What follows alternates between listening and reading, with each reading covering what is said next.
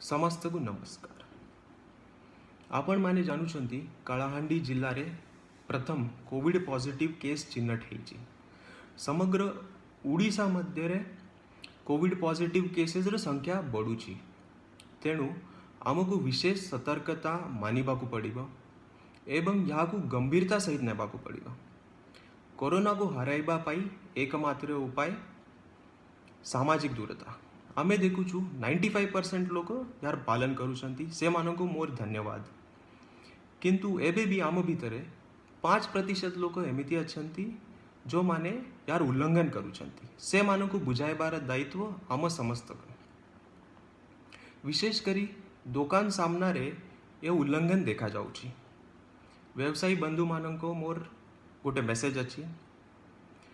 आपण को दुकान रे आसीथिबा लोक मानक मध्य रे सामाजिक दूरता नियम लागू करिबार दायित्व आपण मानक।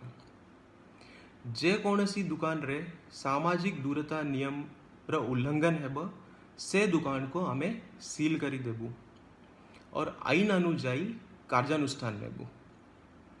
तेणु समस्त को आउ थरे अनुरोध, सामाजिक दूरता नियम र पालन करंतु। निजकू, आपण का परिवार को और समाज को कोविड डिसीज रु बंचांतु। धन्यवाद।